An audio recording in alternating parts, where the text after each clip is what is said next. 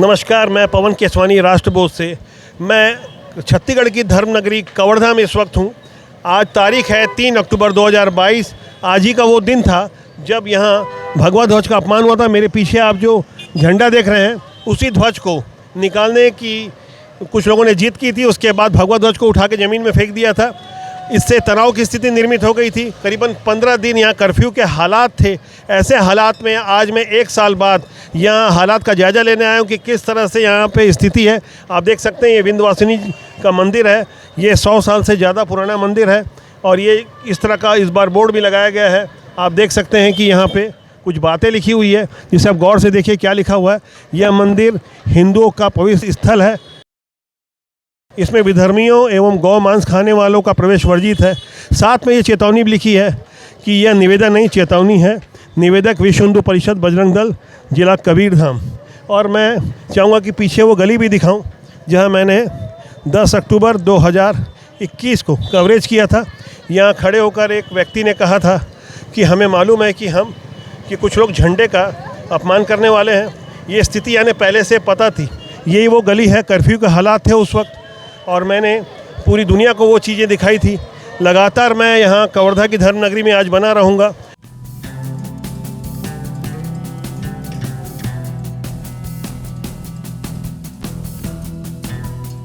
धर्म नगरी कवर्धा के ठीक सामने यही वो गली है जहाँ मैंने 1 साल पहले मकबूल जी से बात की थी। क्या नाम आपका? जी, माई सेल्फ मकबूल खान। मकबूल जी एक बार फिर मेरे साथ हैं। आप बताएंगे मकबूल जी, तब और अब में कितना फ़र्क है, किस तरह के हालात हैं अभी? जी सर, आज पूरे 1 वर्ष बीत चुके हैं। एक तरह से कहा जाए तो वो एक काली रात थी। अब उसको भूल ही जाएं तो ज़्यादा बेहतर है। लेकिन जैसे जैसे ये 1 वर्ष गुजरा है, उसके बाद अब हमारे कवर्धा शहर का माहौल जो है सौहार्दपूर्ण माहौल है और किसी भी तरह की उस समय के बाद उस भी ऐसा घटनाक्रम दोहराई नहीं गई है। सांप्रदायिक उन्माद हुआ था, लोगों में काफ़ी विवाद था। हिंदू मुसलमानों को लेकर के काफ़ी लोगों में विद्वेष के वातावरण के बीच यहाँ 15 दिन का कर्फ्यू था। कर्फ्यू के दौरान मेरी आपसे मुलाकात हुई थी। तब और अब में कितना अंतर आपको दिख रहा है?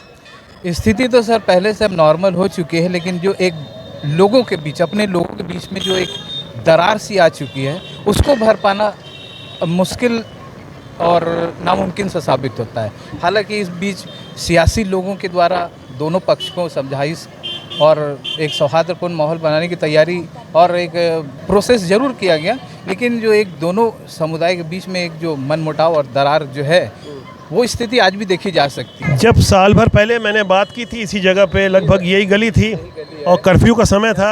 आप लोग उस समय ताश वगैरह खेल रहे थे, तो लूडो खेल रहे, अपने घर में लूडो खेल रहे थे। तब मेरी बातचीत हुई थी आपसे। तब बातचीत के दौरान बताया गया था कि ऐसे माहौल बनेंगे, 2 दिन पहले से पता था। अब उसमें कितनी सत्यता है? पहले से पूर्व नियोजित कहा जा सकता है और नहीं भी कहा जा सकता है, क्योंकि अभी आप देख सकते हैं कि हमारी जामा मस्जिद बहुत खूबसूरत सजी हुई है, वैसे ही सारे मंदिर सजे हुए हैं।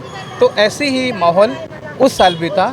तो बस ये था कि दोनों तरफ के कुछ नासमझ लोगों के द्वारा वो उन्माद फैलाया, जिसकी वजह से पूरे कवर्धा का माहौल सांप्रदायिक बिगड़ गया।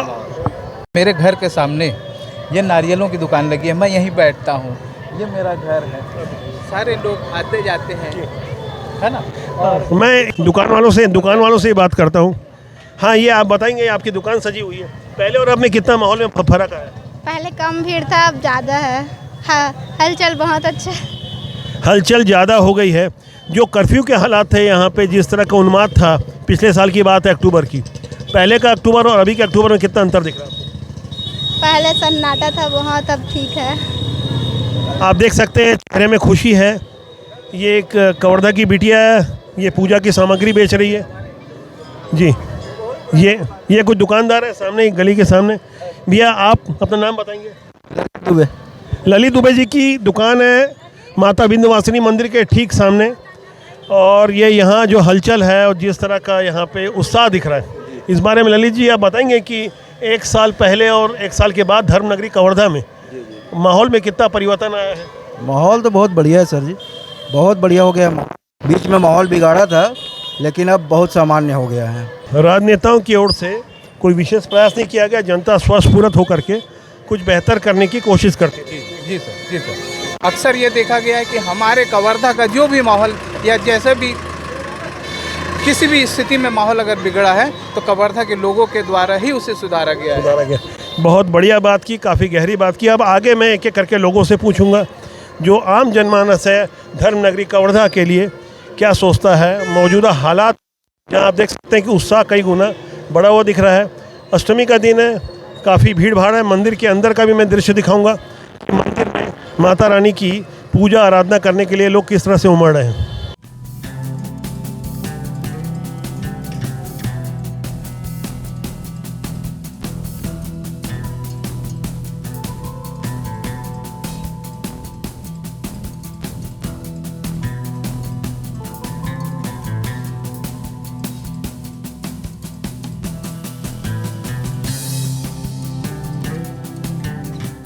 कवर्धा का ये वही मंदिर है और ये सामने भगवा ध्वज जो आपको दिख रहा है, ये ऐसे ही हालात थे उन दिनों।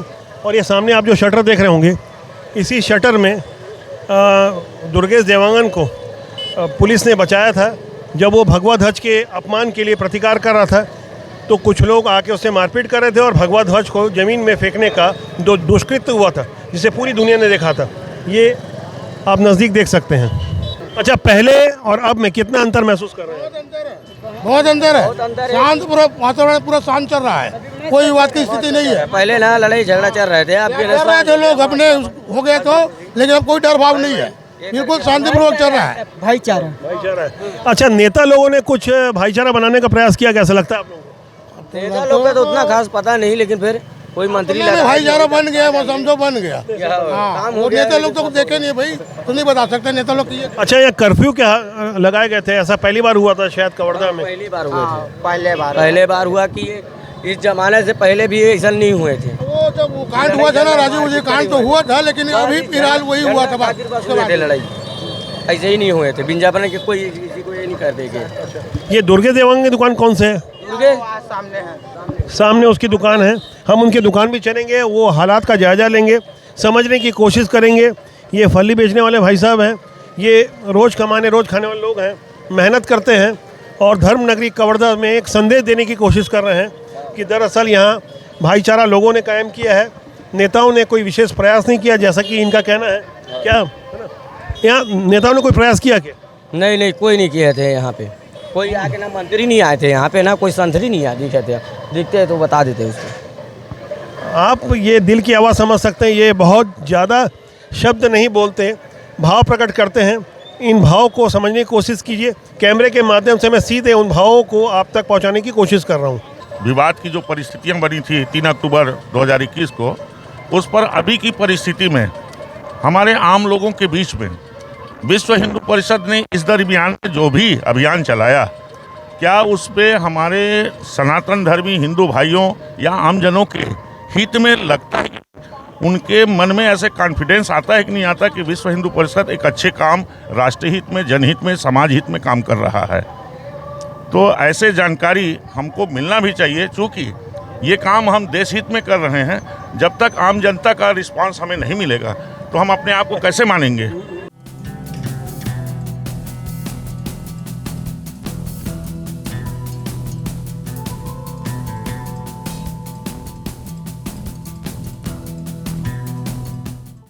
माता विंध्यवासिनी मंदिर के ठीक सामने आप पीछे जो विशाल भगवा ध्वज देख रहे हैं, यह इसकी ऊंचाई है 108 फीट। इसकी स्थापना की गई थी 10 दिसंबर 2021 को श्री शंकराचार्य ट्रस्ट के माध्यम से। ये जगह खरीदी हुई जगह है, निजी जगह है, इसकी रजिस्ट्री कराई गई है और यहाँ स्वस्फूर्त लोगों ने, कवर्धा की जनता ने एकजुट होकर ये भगवा ध्वज का अपमान हुआ था तो उसके प्रतिकार में 108 फीट का ध्वज लगाने का जो संकल्प लिया था, अभी मुक्तेश्वरानंद जी जो उस वक्त आए हुए थे, स्वामी अभी मुक्तेश्वरानंद उस समय आए हुए थे, उनके सानिध्य में, उनके मार्गदर्शन में ये ध्वज लगाया गया था। और अब यहाँ पर जो मशाल जुलूस निकलने वाला है उसकी तैयारी चल रही है। मशाल जुलूस के लिए ये मंच सजाया गया है और यहाँ से पूरी कवर्धा की जनता को, धर्मनगरी को एक संदेश देने की कोशिश होगी। और आज काला दिवस मनाया जा रहा है क्योंकि आज ही के दिन 3 अक्टूबर 2021 को आज 1 साल हो चुके हैं। 2022 है, 3 अक्टूबर की तारीख है और आज 1 साल बाद काला दिवस मनाया जा रहा है। वो इसलिए क्योंकि आज ही के दिन भगवा ध्वज का अपमान हुआ था। हालांकि 2 महीने बाद ये विशाल भगवा ध्वज लगाया गया 108 फीट का। यहाँ से संदेश साफ था, धर्म का अनादर होगा तो धर्म के प्रेमी एकजुट होकर इस तरह से प्रतिकार करेंगे और समाज को एक बेहतर संदेश देंगे कि यहाँ धर्म का अनादर करने वालों का कोई स्थान नहीं है। 3 अक्टूबर 2021 को भगवा ध्वज के अपमान के बाद बाकायदा यहाँ झंडा चौक बनाया गया है और आज काला दिवस मनाया जा रहा है। 1 साल हो चुके हैं और पीछे देख सकते हैं झंडा चौक के ऊपर यहाँ लिखा हुआ है धर्मो रक्षति रक्षता। सौरभ सिंह मेरे साथ है। जब 3 अक्टूबर को झंडे का अपमान हुआ था भगवा ध्वज का, तब उसके प्रतिकार में आए थे। इनके ऊपर चाकुओं से हमला हुआ था, वो वीडियो भी हमने दिखाया था।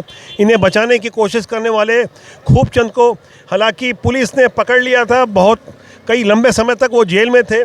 पूरी घटना के बारे में बताएंगे सौरभ सिंह जी, उस दिन हुआ क्या था? जी, हुआ ये कि जब दुर्गेश देवांगन के साथ इसी बीच में बातचीत चल रही थी दोनों पक्षों में, पुलिस वाले भी वहाँ उस समय वर्तमान जो टीआई थे यहाँ थाने के वो थे और 2-4 पुलिस वाले थे।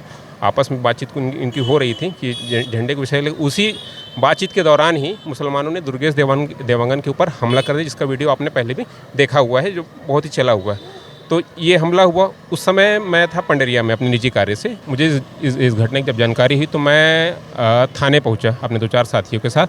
थाने में उस समय जब मैं पहुंचा तो वहाँ दोनों पक्षों की भीड़ लगी हुई थी। एक तरफ हिंदू पक्ष के लोग थे और एक तरफ मुसलमान पक्ष के लोग थे। मुसलमान पक्ष चाकू पे हमला किसने किया था, आप पहचानते हो उसे? जी, मैं उसे अच्छी तरह से पहचानता हूँ। जहाँ नाम नहीं जानता, मैं चेहरे से जानता हूँ उसको अच्छे से। जिस चौक में दुर्गेश देवांगन के साथ मारपीट हुई थी उसी चौक में एक गली है। उस गली आपको लगता है कि क्या आपकी जान लेने की कोशिश की गई थी? बिल्कुल 101%। कितना बड़ा चाकू था, क्या था वो? लगभग इतना बड़ा एक चाकू था और वो मेरे हिसाब से जिससे मुर्गा या बकरा काटा जाता है उस तरह का चाकू था। जब मैं उस चौक पे खड़ा था, जब यहाँ पूरी भीड़ थी, उस चौक पे खड़ा था, वो युवक वहाँ गली से अपने मतलब जहाँ उसका घर है वहाँ से वो निकला दौड़ते हुए और सीधा चाकू से मेरे गले के ऊपर हमला किया। वो तो अच्छा हुआ मैंने अपने हाथ से उसे रोका, इस वजह से वो चाकू मेरे गले पे नहीं लगा। लेकिन यहाँ सोचने वाली बात यह है कि जिसने आपका बचाव किया उसे पुलिस ने जेल में डाल दिया और जिसने हमला किया, क्या उस पर कोई कार्रवाई हुई? इसमें बहुत सारी चीज़ें हैं सर, मैं आपको क्या बताऊँ। इसी चीज़ के लिए हम आज 1 साल जब इस घटना को हो रहा है आज तक लड़ रहे हैं। इस विषय पे हमने एसपी ऑफिस को कई बार आवेदन भी दिया कि जिसने चाकू से हमला किया उस व्यक्ति के ऊपर आपने आज तक आर्म्स एक्ट नहीं लगाया। जिन्होंने तलवारें लहराई, जिन्होंने पत्थर बरसाए, उनके ऊपर आपने किसी तरह की कोई कार्रवाई नहीं किया। और दूसरी तरफ जो सुखचैन यादव है जिसमें यही कहा जाए कि उसने मेरी रक्षा करते हुए लाठियां चलाई, क्योंकि उस चाकू से हमला मेरे ऊपर हुआ था, उसका वो उसके ऊपर भी जा रहे थे, तो उसने लाठियां चलाई अपने बचाव में, उसको इन्होंने आर्म्स एक्ट में अंदर किया, उसके ऊपर कार्रवाई की और कई दिन तक उसको उस बेचारे को जेल के अंदर रहना पड़ा। सौरभ सिंह के अलावा यहाँ कुछ और धर्म प्रेमी बालक नज़र आ रहे हैं। बेटा क्या नाम है आपका? मेरा नाम लक्की कुमार साहू है। लक्की, आप? चेतन साहू। आप? गौरव चंद्र। प्रियांक सिन्हा। ये इतना अच्छा टीका लगाया आपने माथे में, ये इस टीके के बारे में बताएंगे कुछ, कैसा महसूस? ये टीका बहुत अच्छा है। ये हमारे हिंदू धर्म का नियम है। हिंदू धर्म का नियम है, आप समझ सकते हैं। धर्म के प्रति, हिंदू धर्म के प्रति, आस्था के प्रति नई पीढ़ी तैयार हो रही है और लोगों का रुझान धर्म के प्रति हो रहा है। मशाल जुलूस की तैयारी में लगे कोई स्थानीय कार्यकर्ता हैं, उनसे मैं बात करूंगा। नामों परिचय दूंगा। अशोक चंद्रवंशी, कवर्धा से ही हूँ। आज 3 अक्टूबर 2022, आज सौभाग्य से अष्टमी भी है नवरात्र पर्व का। हम आज के मशाल रैली जो होने वाली है, पिछले वर्ष ठीक 3 अक्टूबर 2021 को इसी समय संध्याकालीन इसी यहाँ से थोड़ी दूर में, बस ये जहाँ भगवा झंडा दिख रहा है वहीं पर, ठीक वहीं पर भगवा ध्वज का, और इस भगवा ध्वज के करीब 50 मीटर पीछे आप देख सकते हैं ये एक विशाल 108 फीट का भगवा ध्वज लगाया गया है। ये प्रतिकार है, ये जवाब है। और जैसा कि आज काला दिवस मनाया जा रहा है, काला दिवस ये नाम क्यों दिया गया, इस बारे में अशोक जी कुछ बताएंगे आप? देखिए, भगवा ध्वज का जो अपमान हुआ, हिंदू समाज उसको किसी भी शर्त पे बर्दाश्त नहीं करेगा और उसी दिन को याद करके हम उस दिवस को काला दिवस के रूप में आज मना रहे हैं। किसी भी शर्त पर, चाहे वो कोई भी धर्मी हो, भगवा ध्वज का अपमान न कभी सहेगा और न कभी हम सहेंगे। इसलिए आज बता देना चाहते हैं कि ये कवर्धा है, पवित्र नगरी है। यहाँ पर किसी भी प्रकार का कोई समझौता नहीं करेंगे हम किसी के साथ, और जो भी विधर्मी होगा उसको उसके लिए माफ़ी मांगनी पड़ेगी। और एक बात और कि पिछले बार जो भी हुआ था पिछले साल, उस समय जितने भी प्रशासन के लापरवाही हुई थी उन सभी लोग आज भी ऑन ड्यूटी हैं। हमारे जो लोग थे लगभग 80 लोगों को, निर्दोष लोगों को ज़बरदस्ती शासन के बर्बरतापूर्वक व्यवहार के साथ और ज़्यादती के साथ इनको जेल में ठूसा गया था। उसके विरोध में आज मशाल रैली है। समाज जाग रहा है, जाग गया है। आज ज़बरदस्त मशाल रैली होगा और पिछले साल के घटना के प्रतिकार में। मेरे साथ उमंग पांडे हैं, जो शंकराचार्य ट्रस्ट जिसके माध्यम से 108 फीट का भगवा ध्वज लगाया गया है झंडा चौक में। उमंग जी बताएंगे इस झंडे की स्थापना के बारे में क्या कहना है आपका? जैसे ही भगवा झंडे का अपमान यहाँ हुआ है और स्वामी अविमुक्तेश्वरानंद सरस्वती जी महाराज जो कि अभी शंकराचार्य हैं ज्योतिषपीठ के, उनके द्वारा यह ऐलान किया गया कि जिस जगह पे भगवा झंडे का अपमान किया गया उसी जगह पर 108 फीट स्तंभ पर भगवा झंडा हम लहराएंगे। तो यहाँ आपसी सौहार्द का वातावरण क्या वाकई निर्मित हो पाया 1 साल के बाद? क्या कहना है इस बारे में? नहीं, क्या है, ये जो बाहर से आए हुए लोग हैं वो कवर्धा में आके माहौल बिगाड़ रहे हैं। ये हिंदू मुसलमान का जो इनके बीच में जो लड़ाई हो रही है वो निश्चित रूप से बाहर से आके यहाँ कवर्धा में बसाया जा रहा है। यह निश्चित रूप से दूरगामी परिणाम इसका बहुत ही ज़्यादा खराब होगा। इसके लिए कौन कसूरवार आपको क्या लगता है? कसूरवार तो कवर्धा में जो बाहरी लोगों को जो बसाया जा रहा है, निश्चित ही हमारे लोकल के ही लोग हैं जो, और नेता हैं जो लोकल के हमारे नेता हैं, वो कवर्धा में यह माहौल ख़राब करने के लिए कोशिश किया जा रहा है और बाहर के लोगों के यहाँ ला के बसाया जा रहा है। हाँ, उनका व्यवहार कैसा होता है जो लोग बाहर से आते हैं? माहौल ख़राब करने का उनका प्रयास रहता है कि कैसे हम माहौल ख़राब करें, और हम हिंदू भाइयों को लड़ाने का प्रयास उनका जारी रहता है। आप देख सकते हैं कि भारी यहाँ सुरक्षा बल है, उसकी मौजूदगी में यहाँ काला दिवस मनाया जा रहा है भगवा ध्वज के अपमान के प्रतिकार में। अभी थोड़ी देर बाद यहाँ मशाल जुलूस निकलने वाला है। उस घटना को 1 साल हो गया। इस एक साल के दौरान ऐसा कुछ हुआ कि आपको ऐसा लगे करके कि धर्म का फिर से एक बार कोई अपमान हुआ या कोशिश की गई? कई बार हुआ है। एक बार यहाँ माँ दुर्गा के विसर्जन में एक व्यक्ति घुसकर लड़ाई करने का प्रयास किया। हमारे भाइयों का सिर फूटा उसमें, लेकिन उसके बावजूद उनके ऊपर कोई कार्रवाई नहीं किया गया। इसके मतलब साफ जाहिर है कि जो बाहर से लोग आ रहे हैं उनको कवर्धा में उन्हें रखा जा रहा है और एक परिवार के तहत उनको संरक्षण दिया जाता है। उनका आधार कार्ड, पैन कार्ड और जाति निवास यहाँ बनाया जा रहा है। निश्चित ही उन्हें यहाँ रखने का प्रयास किया जा रहा है। धर्म नगरी कवर्धा के भारतीय जनता पार्टी के इस वक्त मैं जिला कार्यालय में हूँ। यहाँ तमाम नेता पदाधिकारी बैठे हैं उस मशाल जुलूस में जाने के लिए, जहाँ काला दिवस का नाम दिया गया है। अष्टमी का दिन है, तो ये एक विरोधाभास है। एक तरफ तो उमंग के साथ अष्टमी मनाई जा रही है, दूसरी तरफ काला दिवस मनाया जा रहा है। इसे समझने के लिए मैं भारतीय जनता पार्टी के जिला अध्यक्ष से सीधे बात करूँगा। देखते देखते लगभग 1 साल पूर्ण हो गया। आज हमारे उस भगवा ध्वज की घटना का 1 साल पूर्ण होने जा रहा है। आज बरसी के रूप में, काला दिवस के रूप में मनाया जा रहा है, जिससे हमारे हिंदू सनातनी भाई हैं उनको याद रहे कि 1 साल पुराने हमारे क्या घटना हुई थी। उस विषय को लेकर के आज विश्व हिंदू परिषद और बजरंग दल के नेतृत्व में आज काला दिवस का मशाल यात्रा झंडा चौक से हमारे नवीन बाज़ार में माता रानी का वहाँ विराजमान हुआ है, वहाँ तक के कवर्धा शहर को भ्रमण करते वहाँ पर तक के मशाल यात्रा लेकर के जाएंगे। एक बात जो आम जनता की ओर से आती है कि यहाँ डॉक्टर रमन सिंह जी इसी क्षेत्र से आते हैं, उनका ये गृह क्षेत्र है, 15 साल मुख्यमंत्री रहे। वो यहाँ से कवर्धा से राजनांदगांव जाके उन्होंने चुनाव लड़े, और जबकि महोदापारा रायपुर से मोहम्मद अकबर 60,000 वोटों से जीत गए। आपका क्या कहना है इस बारे में? इतने भारी वोटों से कैसे जीते आप? भारतीय जनता पार्टी से प्रमुख विपक्षी हैं और यहाँ से मंत्री मोहम्मद अकबर सर्वाधिक वोटों जीते, लगभग 60,000 वोटों से।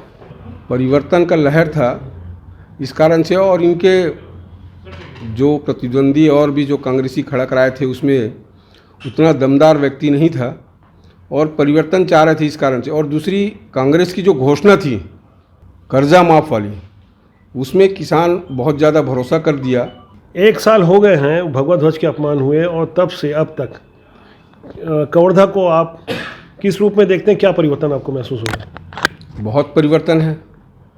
भगवा ध्वज के अपमान के नाम से बहुत हमारे हिंदू भाई नाराज़गी व्यक्त कर रहे हैं और इस चीज़ को वो भुनाने के लिए हर जगह जो मोहम्मद अकबर है, कांग्रेस की विधायक है, हिंदुओं को भुनाने के लिए हर समाज वाले मुखिया को पकड़ रहा है, पंडाल में जा रहा है, कहीं और कहीं जा रहा है।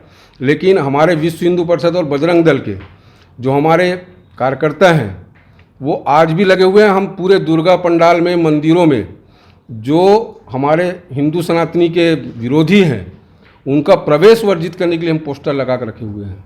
तो प्रतिकार के जो स्वर आपने सुने और साथ में एक उत्साह भी है।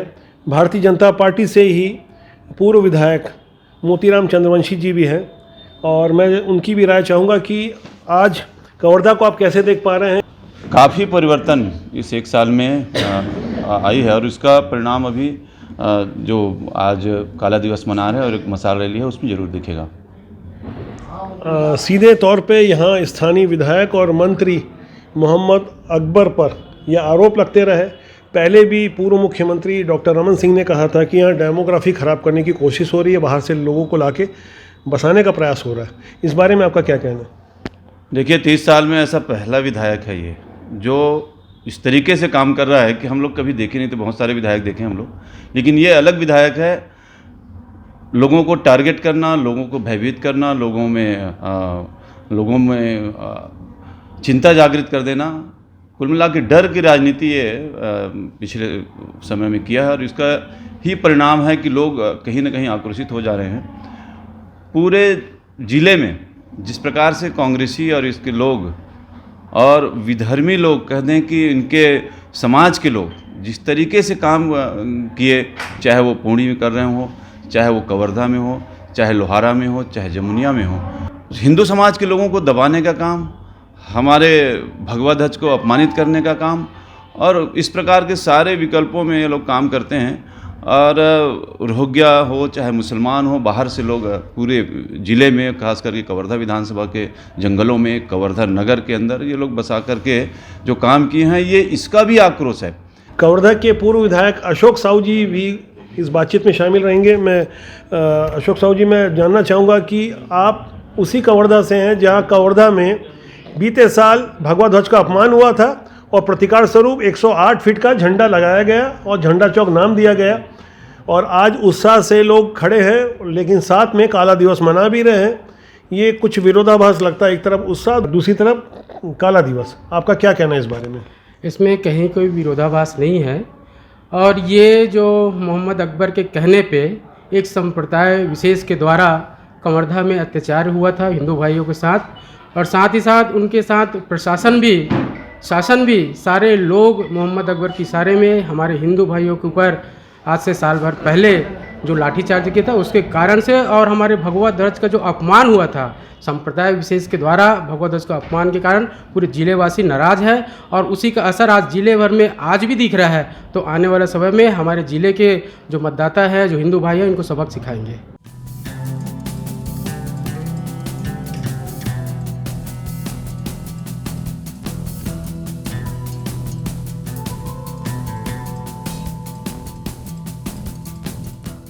धर्मनगरी कवर्धा के प्राचीन विंध्यवासिनी मंदिर के सामने से आप ये जो जनसैलाब देख रहे हैं, ये हजारों का समूह स्वस्फूर्त होकर धर्मनगरी को एक संदेश दे रहा है कि धर्म के विरुद्ध, जब भी भगवा के विरुद्ध इस तरह से कोई भी अपमान होगा तो इस तरह से प्रतिकार सामने आएगा। 108 फीट का भगवा ध्वज फहराया जाएगा और आप मशाल जुलूस के साथ, जैसे आप देख पा रहे हैं, लगातार मैं सारी बातों को समझा सकने की कोशिश कर रहा हूँ कि किस तरह से धर्म के मार्ग में कवर्धा की जनता स्वस्फूर्त खड़ी रहती है। हमारे हिंदू धर्म के प्रतीक भगवा ध्वज का जो अपमान किया गया था, आज उसकी 1 साल पूर्ण हुआ है और अपने शौर्य और पराक्रम का प्रदर्शन करते हुए कि हम कहीं किसी से कम नहीं हैं, हम अपने प्रतीकों का अपमान नहीं सहेंगे, मान बिंदुओं का अपमान नहीं सहेंगे, भगवा ध्वज का अपमान नहीं सहेंगे। आज ये पूरा कबीरधाम जिले के लोग आकर के फिर से एक बार दिखा दिए हैं कि किसी भी प्रकार का हिंदुओं के ऊपर मान और सम्मान को यदि ठेस पहुंचाई जाएगी तो उसका किसी भी प्रकार से हम कमी नहीं है, ईंट का जवाब पत्थर से देंगे। यहाँ डेमोग्राफी खराब करने की एक आरोप लग रहा है। पूर्व मुख्यमंत्री डॉक्टर रमन सिंह का यह आरोप रहा, जब जेल से रिहाई हो रही थी उस समय वो कह रहे थे। इस बारे में क्या सत्यता है? यहाँ जिस प्रकार से कबीरधाम जिले में, सरगुजा में, बस्तर में और चाहे बांग्लादेशी हो चाहे अन्य क्षेत्र के लोग जो आ करके यहाँ की भोली भाली छत्तीसगढ़ की संस्कृति को जो बिगाड़ने की कोशिश कर रहे हैं, कबीरधाम में भी हो रहा है, इसको हम बर्दाश्त नहीं करेंगे। तो सांसद संतोष पांडे का आप सुन रहे थे, ये उनका हुंकार था, ये उनकी आवाज़ थी। आम जनता के साथ वो भी रैली में शामिल हैं, प्रतिकार रैली में शामिल हैं और स्वस्फूर्त रैली धर्म नगरी से जो निकली है, काफ़ी बड़ा संदेश है कि जब जब धर्म का अपमान होगा इस तरह से हुंकार रैली निकलेगी, इस तरह से प्रतिकार होगा, इस तरह से मशाल जुलूस के माध्यम से 108 फीट का भगवा ध्वज फहराया जाएगा। धर्म नगरी कवर्धा से ये जो प्रतिकार रैली हिंदुओं के पवित्र भगवा ध्वज के अपमान के प्रतिकार स्वरूप निकाली गई है। काला दिवस मनाया जा रहा है, मशाल के पीछे भगवा और लाइन से बहुत बड़ा जन सैलाब, हजारों का जन समुदाय यहाँ उपस्थित है। बताना चाहते हैं आज केवल मशाल रैली है, आवश्यकता पड़ी तो लंका दहन करना पड़ेगा पीछे। क्योंकि हिंदू कभी दिखाने के लिए कुछ करता नहीं है। हमारी उदारता को यदि कायरता समझते हो तो हमारे पुरुषार्थ को तुम जान लो। आवश्यकता पड़े तो 7 समुद्र लाद कर लंका पहुंचने वाले लोग हैं, पीछे नहीं हटेंगे। इस देश के अंदर यदि एकता, सद्भाव, भाईचारा की बात की जाती है तो उसके साथ साथ ये भी ध्यान देना चाहिए कि जो एकता, भाईचारा, सद्भाव की दुहाई देते हैं, कान खोल के सुन ले, ये हमारे बाप की धरती है, हमारा हिंदुस्तान है, हमारा भारतवर्ष है और हमारा प्रतीक लहराएगा, कोई हमको दिखा नहीं सकता इस बात से। भगवान श्री कृष्ण ने गीता जी में उपदेश दिया है, जब जब धर्म का अहित होता है तब मैं साकार रूप में प्रकट होता हूँ। धर्म नगरी कवर्धा की जनता धर्म की रक्षा के लिए जब सड़कों पर निकल आई तब धर्म रक्षा का एक अनूठा नज़ारा देखने को मिला। इस कार्यक्रम के दौरान कई युवा तुर्क जो इसका नेतृत्व कर रहे थे, विश्व हिंदू परिषद के अध्यक्ष कैलाश शर्मा, बजरंग दल के दुर्गेश देवांगन, कार्यक्रम को संचालित कर रहे राष्ट्रवादी वकील सत्यम शिवम सुंदरम शुक्ला और युवा जिला पंचायत अध्यक्ष और भाजपा के प्रदेश महामंत्री विजय शर्मा के अलावा विश्व हिंदू परिषद के प्रदेश कार्यकारी अध्यक्ष चंद्रशेखर वर्मा और गौ सेवा आयोग के पूर्व अध्यक्ष विश्वेश्वर पटेल जैसे कई वरिष्ठों का मिला जुला सानिध्य देखने को मिला। धर्म रक्षा के इस अनूठे संगम को विशेष कवरेज देने राष्ट्रबोध की टीम धर्म नगरी कवर्धा में तमाम लोगों से मुलाकात करती रही, समझने की कोशिश करती रही, खास आपके लिए जिसका सरोकार आपसे है, धर्म से है। हम चाहेंगे कि राष्ट्रबोध को सब्सक्राइब करें और कमेंट बॉक्स पे जाकर अपनी राय जरूर दें, जिससे आपका और हमारा साथ लगातार और मजबूती से बना रहे।